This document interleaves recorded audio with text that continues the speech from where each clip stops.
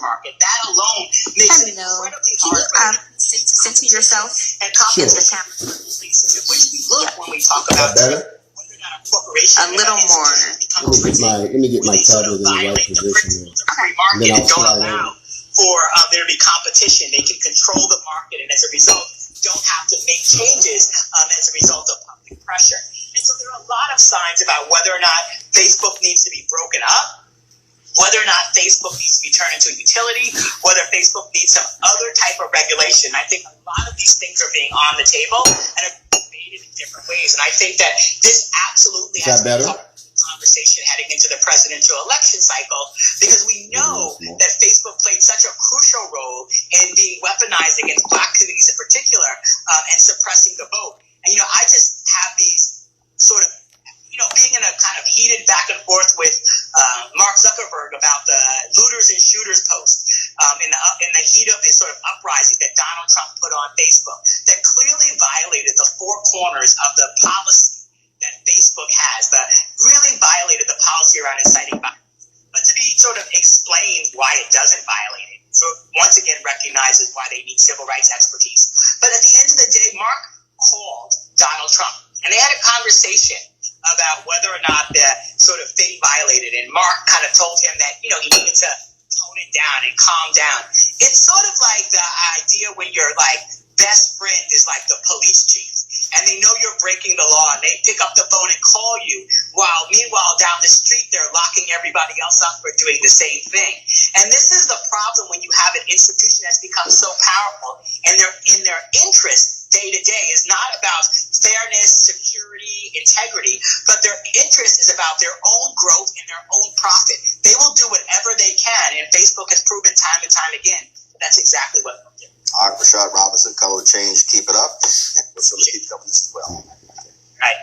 All right, folks, my panel right now is A. Scott Bolden, former chair, National Bar Association, PAP, Eugene Craig, CEO, Eugene Craig Organization, and we'll be later joined by Dr. Julian Malvo, economist, president, Emira Bennett College. Scott, I'll start with you. Bottom line is that, look, Mark Zuckerberg doesn't want anybody telling him what the hell to do. If anybody who's a student of history, if you go back to read about Rockefeller, Carnegie, Vanderbilt, all of the different major industrialists, the bottom line is President Teddy Roosevelt, they had to break those companies up.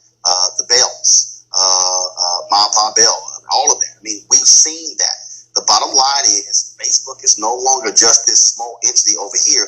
In fact, if you look at Facebook and Google, they control upwards of 70 to 75% of all digital ad dollars spent. That means the rest of media, Comcast, Disney, all the other companies out there, us, all the large and small companies, we all got a share, 25%. They control the lion's share. That is significant power. That is significant power, but I don't know whether that's significant illegal power. Every example that you gave your listening audience, the Rockefellers and others, they were keeping people out of the market under the antitrust laws, and that's why they were broken up, AT&T and what have you.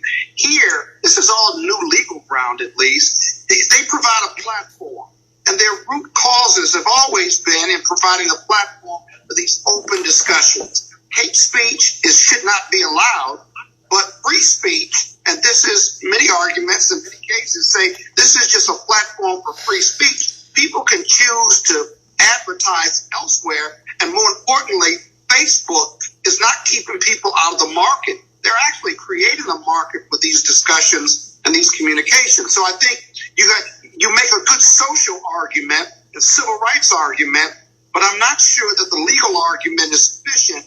Zuckerberg knows that, and right now he's got a friend in the White House. So I understand the challenge. Well, actually, he doesn't have a friend in the White House because Trump has not been happy with him. He's called for the breakup. He wants to sort of do whatever Trump wants to ensure it doesn't happen. So you've had Republicans who've also been calling for a breakup. So Trump has not been talking to him about a public breakup or been using his platform to bash him, because they have these ongoing backdoor conversations. And in the end, They haven't broken the law per se. At least DOJ is not convinced of it. And so the civil rights organizations, while they are accurate and truthful, they have a cause. I'm not sure they have a legal right to break up. And be honest with you, naming a VP for civil rights who's not in the C-suite, that's a small concession. There's got to be different leverage. And if there's a new president in the White House who agrees with these civil rights organizations, they may have to be patient until you get a Democrat in the White House to talk about either breaking them up or doing something else. But Eugene, what we're dealing with here, though, we are dealing with a company that is dominating. And Facebook also wants to have it both ways, Eugene. Sometimes they say, oh, we're a tech company. Then they go, oh, no, we're a media company. Right. And it's, no, we're not a media company. We're a tech company. Right. That's be both. No. But here's the deal, Eugene. They want to dance depending upon what the issue is. Go ahead. Yeah, they want the protection that comes with being a tech company. The Section 230 protection that comes with being a tech company, but they want the content that comes with being a media and publishing company. And look, they are doing their best to have it both ways. But I will say I do probably tend to. I'm a libertarian at heart. I believe in markets. I do think that probably the best solution here is for alternatives to emerge. I don't know if I necessarily want the heavy hand of the government coming in and deciding what platform's too big and too powerful just because of the political nature of it, right? Do we really want Trump to come in also alternative universe, Team Trump to come in and make the argument that some black media outlets are too slanted or operate in murky legal waters X, Y, Z? No. But I do think that, as I agree with Scott, the civil rights organizations do have a valid agreement here, and I think companies don't have an obligation to advertise on Facebook.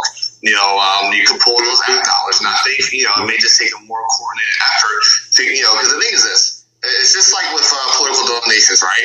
Your big donors, they're big donors; they're able to give big chunks. But that match that comes from the small guy. And that's where their money comes from. That's where their money comes from. Look, 6 to 8%, max 10% comes from the major companies. Facebook money comes from the smaller dollars. Yep. And the thing is this, until there's another way for a small startup company, right? Somebody's opening up a Shopify store to come in and advertise and reach a broad audience at a really, really, cheap cost per acquisition, you're going to have this issue because it becomes the easiest way for me to grow my business to advertise on Facebook and Instagram. But Eugene, if I may, final comment. Civil rights organizations are this hate speech issue.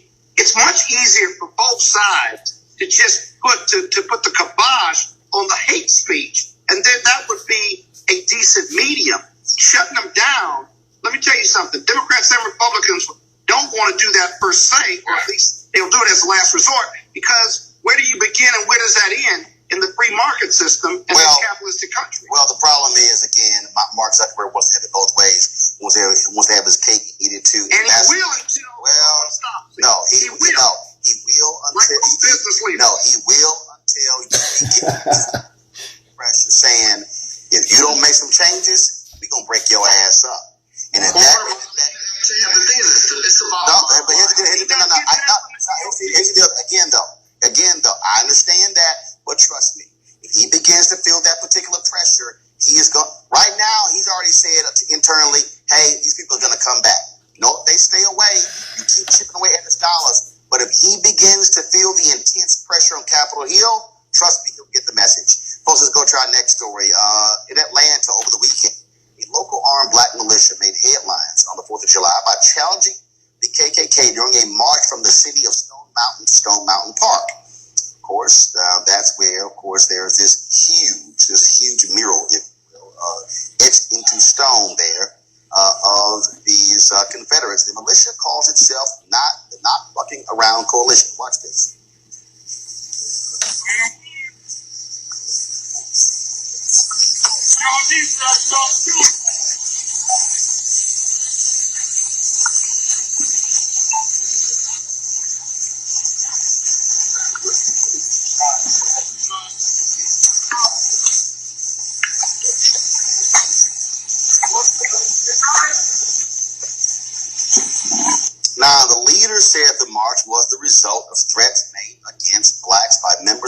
KKK and other white supremacy groups. Grandmaster Jay, founder of the group, joins me now on Roland Martin Unfiltered. Grandmaster Jay, how you doing? Roland, good to be here. How are you? Doing great. First and foremost, how many folks did you have out there? We had a total of 1,500 that were in the formation, and then we had a lot of folks that were unable to carry weapons but still were in uniform that numbered about another 150. And then, of course, you had a volume of spectators that wanted to trail along to see what was going to happen. They numbered at about another 150. So you, how long did it take for you to coordinate this? And was it also meant to let folks know, not just in Atlanta, but around the country, that there are African Americans today, in many ways, who were like the deacons of the fence in the 1960s, who protected black communities from the KKK? I would answer that in a twofold answer. First, it had a twofold purpose. If you remember, with the murder of Ahmaud Arbery in Brunswick, Georgia, those were our members that showed up armed, the armed citizens you heard about. That was our first foray into this matter that has gotten completely out of control, with violence happening at the hands of, I hate to say it, white Americans against what appears to be predominantly black Americans. Not saying other people don't get shot, but for the racial piece to be added in there on top of everything else that we've been going through with the quarantine, the pandemic, and so forth, loss of jobs, and of course the tension being risen in the country, that we had reached a point that even though we had gone through all of that, there was a remnant of us that's been in place for quite some time. We're the older guys. We're the mature guys. We're your vets. We're your folks who are responsible gun owners. We're the individuals that, we remember the 60s, the 70s, the 80s, the 90s, and now here in the 20s, we're trying to figure out what the hell is going on. We know the law. We're law-abiding gun owners, so we understand the Constitution. And of course, we all believe in the Second Amendment of the Constitution and the First Amendment. So, the first show of force was pretty much just to let folks know that this is not the way that we want to see things progress. But if they do, we're going to have to take Malcolm X's words and defend ourselves against these continued attacks. So we decided to do two things. The first thing was to exercise our constitutional right to bear arms in accordance with the law, and of course to peacefully assemble. And then at the same time, send what we felt was a message to the heart of what we feel is probably the driving engine behind a lot of what is now coming to light. The FBI report that said that there would be an insurgence of white supremacists and those folks into law enforcement, into the military, has begun to bear fruit. We're seeing that in the increased numbers of police-involved shootings. We're also starting to see certain behaviors that are not so much related to the police, but are related to the Jim Crow era and related to the era of lynching. A spate of lynchings across the country that no one seems to want to explain, like all of a sudden black men became experts on how to tie nooses and jumped off of trees all of a sudden, when the history that we have within our culture is that hanging is the last thing that a black man is going to think about doing, not taking anything away from suicide rates, which we studied. But in this particular instance, given the atmosphere that we were seeing, with the resurgence of what appears to be very evident white militia that the police are unwilling to even so much as detain as they do black folks, with the rise in the protests that happened after George Floyd, and then again the increased presence of what we could only deem as agitators, dressed like police but heavily armed, we thought it would be in our best interest to send a message to the heart of what we believe is the driving engine behind that, the KKK, the Ku Klux Klan. What we found out when we dealt with the McMichaels and the Mr. Bryan down in Brunswick is that they were all members of the same Klan lodge, which told us, spoke volumes. And when we found out that the most of the folks in the town were okay with that, we know about the Deep South. Well, in this particular instance, Stone Mountain represents the birthplace or the rebirth place of the Ku Klux Klan. So we decided to do something that had never been done before. And that was to peacefully assemble a formation, not a mob, not a bunch of protesters, not a demonstration, but to call a formation of our black militia, which is what we are, and to actually go up to the mountain and make a statement that we wanted to make under the First Amendment to the Constitution, and then leave. That was the intention. In the process of us planning this, here comes the threat. And this threat was communicated by major media, communicated by the White House, Department of Justice. So we took it at face value, even though we hadn't seen anything of some of these other threats. You were not going to continue to threaten the black race. It was not going to happen. And it was time for us to show folks that we can defend ourselves. There's been a lot of misinformation out there where folks are trying to paint us as a terrorist group, or that we're out to attack folks. And, no, that's not the purpose. The purpose was to send the message. The message was sent. very well. And we also demonstrated that we could organize ourselves in such a fashion that no one got hurt. There were no incidences of anyone accidentally killing themselves. There was no property damage. There were some exchanges of words between some of the folks who were made to leave the park. Folks don't understand that the law enforcement evacuated the park when we came, and they closed the park for us to avoid any conflict. So it was a very peaceful event. As a matter of fact, it was a history-making event because it happened simultaneously with another march that we had in Phoenix, Arizona at the exact same time. This was a message to all of the white militia and to all of the folks who continue to believe that you can treat black folks any particular type of way and that we will not stand up as U.S. citizens and arm ourselves per the Constitution. When you on that particular point there, I mean, we have seen all of these different, white militia groups come out mad, protesting. They don't have, they don't want to wear masks, things along those lines, and storming state capitals. What I've said to people that when I see this video, the actions of these black folks totally different than what I've seen from some of these white protesters in Michigan and Wisconsin. Absolutely. I mean, but people all say, "Oh my God," because again, we know how America is. We always say it. America freaks the hell out when black folks with guns show up in public. Well, you have to understand something, Roland. If you've read the book Brainwashed by Tom Burrell, it talks a lot about some of the socializations. I actually interviewed Tom Burrell. Yeah, great book. He actually talks about a lot of the behaviors that have been ingrained into certain cultures so that automatically, by default, we automatically assume something to be wrong, even if it's not against the law. And one of the things that he talks about in that book is the fact that African Americans have been socialized to believe that the presence of guns is an evil thing. And that's why the image of the black man being the evil crime marauding across the, rape, robbing, and pillaging as if this is a birth of a new nation has been ingrained on both sides of the fence. However, when white folks decide they want to pick up guns and run up on state houses and threaten the police and nothing happens, black folks see that and go, well, what's good for the goose is good for the gander. And as you all know, it's no fun when the rabbit has the gun. So to be honest with you, we again are not a mob, and we're not talking about something that we feel about. We're looking at a situation that is deteriorating, and we feel we have to defend ourselves. Our policing models are broken. Remote policing does not work. We feel there's a need for us to get back to community policing. We feel there's a need for us to start protecting our own communities again under the laws that are established in the land, and also the educating of our own people. Not just gun clubs, but the actual ability that a gun is necessary for you to have on your person legally in this apartheid-like environment that we live in the United States. And the reality is, which I've said to people, that if you choose not to, you don't have to. Look, I fired a gun one time at the FBI Academy. It was a submachine gun. It was a grossly overrated experience. So I was like, yo, I'll go back to playing golf. But if somebody, that's just me. And so my family has never had one in our household. That's just me. I don't need to have one. My brother, he's gone out hunting with his son and his daughter. Great. And again, but the thing though is we also understand the history.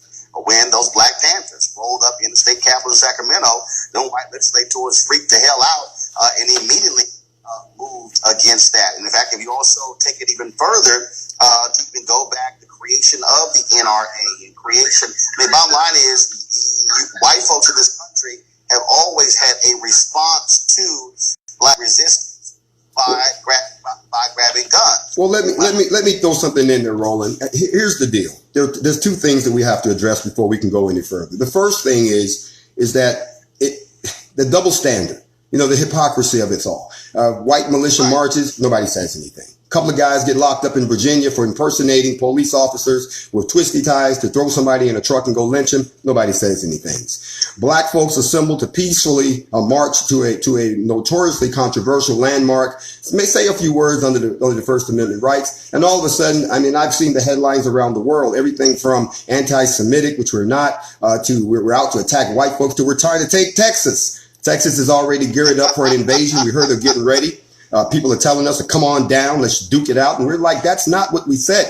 Folks are always quick. For the folks who don't understand, in Texas, the new Black Panther Party, look, I covered those guys in Dallas. Well, but here's the point. People like, oh my God. But the point is, we're not taking Texas. Let me say this on your show. No, what I'm saying is, I'm born and raised there. I was covering those guys in Dallas. People were freaking out, and I'm sitting there going, wait a minute. Black folks walking around with weapons, because I mean, I was there when Khalid Muhammad was with them. They went to Absolutely. When they went there and they had their guns, people were freaking out, and I was like, yo, the white folks over there got their guns, open carry state. It doesn't say open carry for white people. It says open carry. Exactly. Now, here's the second part, and this is the part where I've been waiting to say this to you. I want to thank you because you are the first person in black news media who saw fit to have a conversation with us about a historic event that has happened that has been ignored by mainstream media. It has been ignored, especially by black media. And believe it or not, most folks are hearing one twisted version or another. So folks were wondering, when were you guys going to show up? And I wanted to thank you, Roland, because someone said, Roland wants to have you come on. I'm like, what, you mean Roland Martin? Someone finally spoke up. Roland, I have to tell you that I have newfound respect for you. After the comedy show you put on Monique's page, Monique Presley's page, I thought that was hilarious. I didn't know you could be so funny. But now you have my newfound respect in journalism again, and I want to thank you for being the first black news media outlet of major proportions to actually have the NFAC come on, discussing what we were doing, why we were doing it, and to speak from the perspective of the black citizen.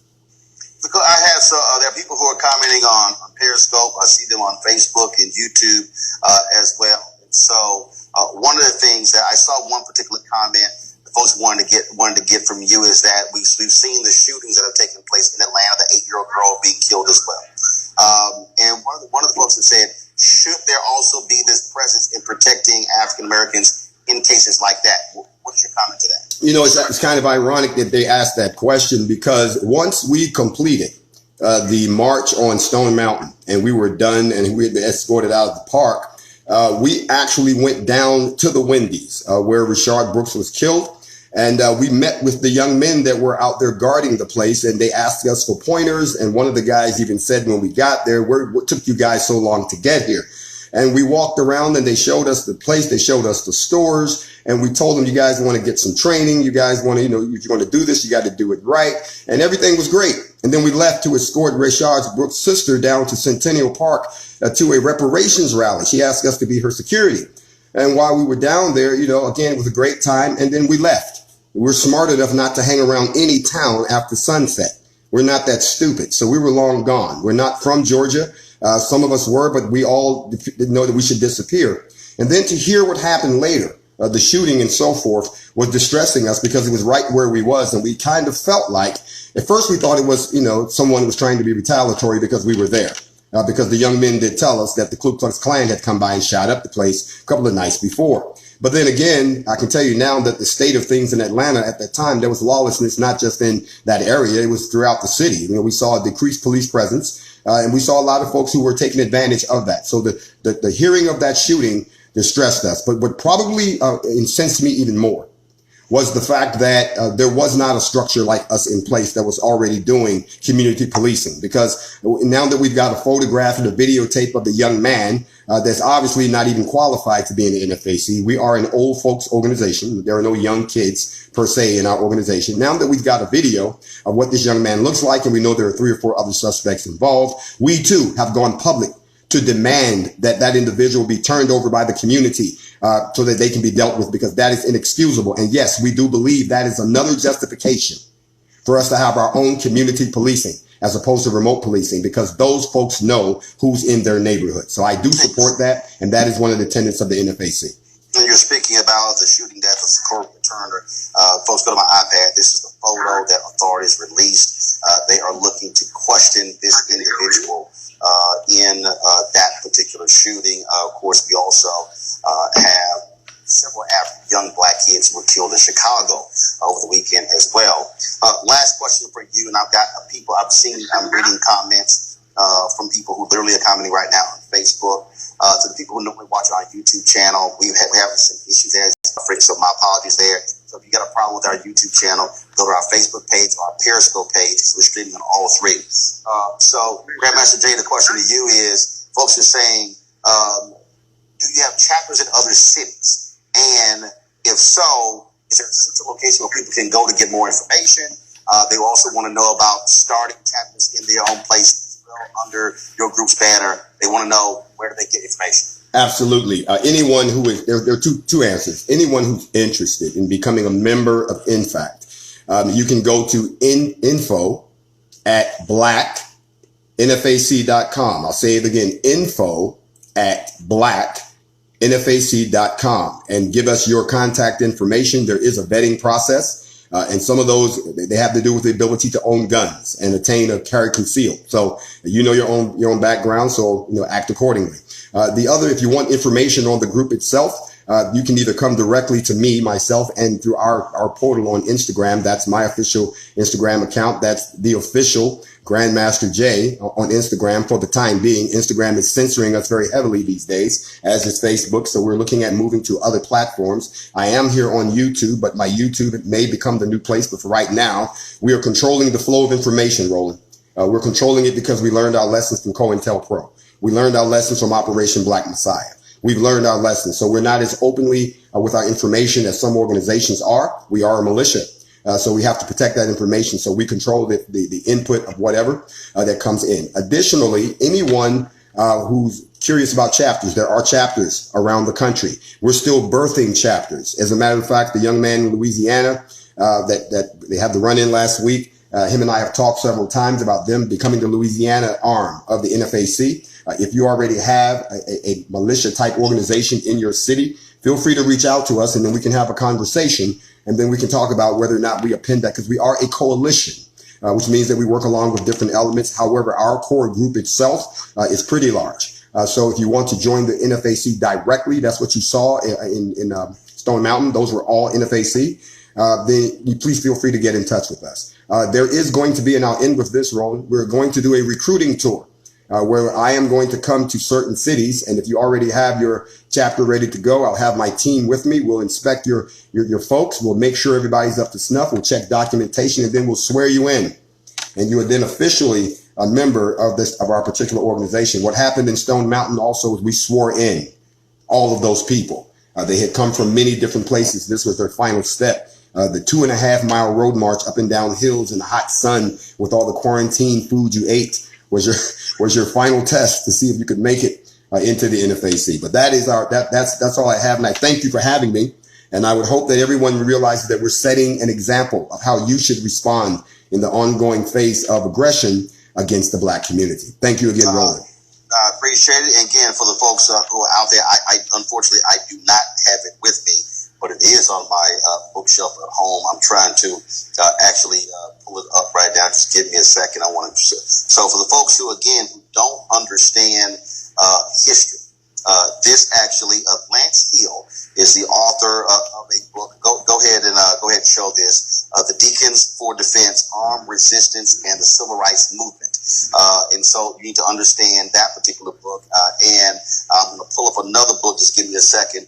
For folks who don't know, I actually interviewed him. He was one of the leaders, the Student Nonviolent Coordinating Committee, Charles Cobb. And Charles Cobb also wrote a book. Give me 1 second. And again, remember last week we were discussing this. Dr. Greg Carr showed you a particular book as well that dealt with the issue of the history of African Americans and gun rights. Charles Cobb's book. I'm looking for the cover, but I think it was called "This Nonviolent Stuff Will Get You Killed," and he was actually talking about again the history of gun rights during the Black Freedom Movement. Grandmaster Jay, we still appreciate it. Thanks a lot, Mr. Martin. Thank you. All right, folks. Let's talk about coronavirus. There are 3,128,292 confirmed cases.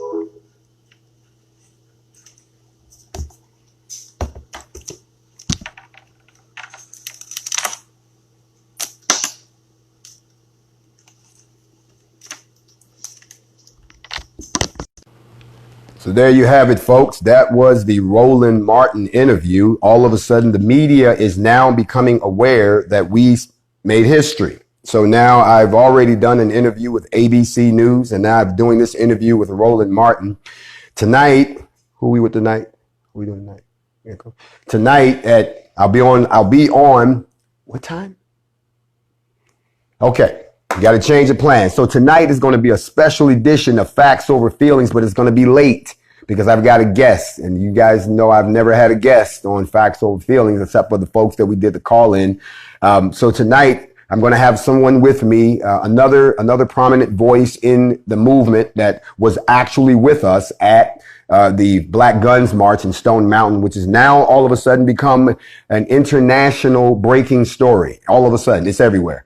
They're all acting like they just found out. So I wanted you all to witness this as it's happening because, like I said before, black media was being conspicuously quiet about what happened, which is making a lot of folks say some of you folks are phony. So now that major media is starting to reach out, they're now starting to realize the magnitude of what happened, that there wasn't one march, there were two, and that they happened at the same time. Not only is it unprecedented, it was not only groundbreaking, but it sent a clear message to the government of the United States that black people are prepared to defend themselves, not attack anyone, defend themselves. We are just as lethal, just as deadly as the police would be. We would investigate as you see today. We have to be willing to apprehend our own people. Do you understand what I'm saying? Hunt them down. Have some folks who understand criminal psychology and so forth. And let me say one more thing before I get ready for the next major media interview, since they trying to act like NFAC.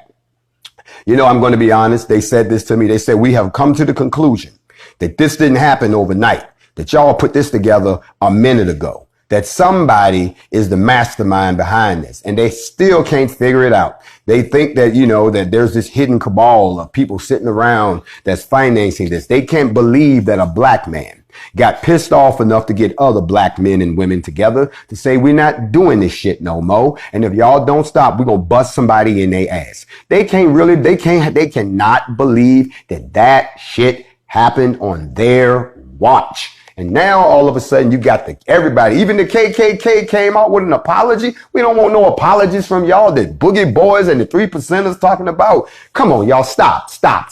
Y'all just fucking stop.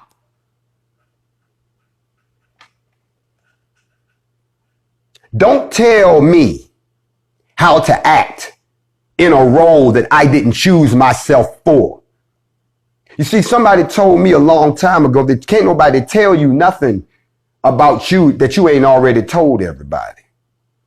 So all you little people out there that's running around making issues about petty things, about people's past like you ain't got a past. Don't you know God takes the unusable to do the usable? And if he chooses somebody to do his perfect will, who are you to sit in judgment? So sit here and witness history being made in your face.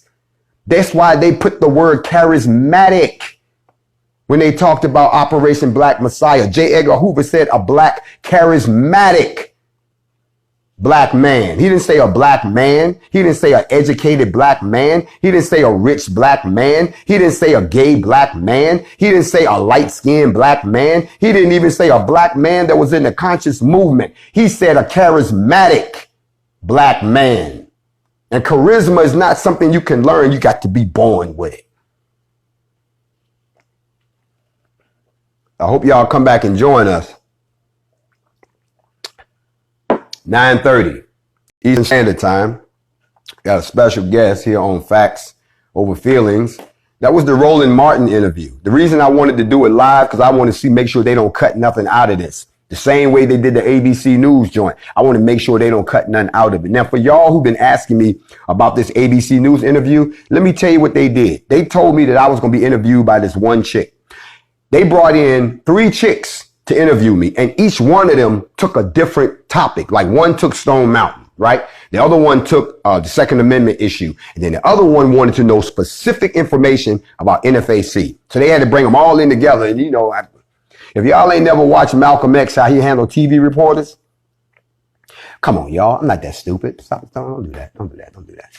So anyway, I'll be back. I got another crazy interview coming up. As a matter of fact, I got one with the BBC. And how about this? We made breaking news in NFAC in Russia. We are breaking news in Russia. And if that won't blow you away, this is going to blow your wig off. Breaking news in Iran. The Iranians got us up there, people marching by, and they got the Americans. They saying that we remind them of the Sandinistas. We remind them of the freedom fighters. You know what I'm saying? Like they say civil war is imminent. Ain't no civil war imminent. We just trying to protect our people. That's all. Y'all stop tripping, calm the fuck down. We just trying to save our people. People go over here getting hung from ropes. Little girl just got shot. We got people shot in their house while they sleep. Breonna Taylor still ain't got no justice. We got people that getting kneed out to death. Come on, y'all. We got to do something. But y'all ain't want to listen to me.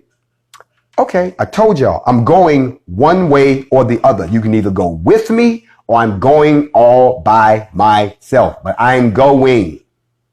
So if you down with the movement, for real, you can either come through and become one of us, or you can just stand back and watch us do our thing. That's all I got to say about that. I will admit that Roland Martin was the first major news outlet that finally got it, because he sat on this live like y'all doing, and he said, oh my God, and he ran back and said, we got to drop what we're doing and get these cats on. We can't keep letting these white supremacists report the story. Oh, did y'all see the headlines about us today? Oh my God, they had to fix a whole lot of shit today. It's amazing how our numbers went from 100 to 200 to 500 to 1,000 to 1,500. Oh, really? Ain't that a bitch? And then you got the white boys I talking about, well, they all just had 22s. Let me let y'all in on something. We had everything out there from 22s to AR-15s to MP5s to 380s. Somebody had a 203. People had muzzles, double pumps. Cats was out there with street sweepers. Don't you listen to them white boys to get you fucked up? Oh yeah, and one more thing. Since y'all never served in the military before, since you were too cowardly to serve in the military, you had to be a damn fool to think that we were just marching down the damn street and we didn't have people in the woods. Don't y'all know we got our own drones? Anyway, we're going to keep it moving. I just wanted y'all to see that. I'll be back 9:30. Facts over feelings. In fact, you are a world power to be reckoned with. And all you other haters, I got a little something for you right after this. I'm gonna post this, but then watch what I post right after this. See, this is what happens when a hip hop brother turns into a political candidate, turns into a world revolutionary. Get used to it. It's called evolution, motherfuckers.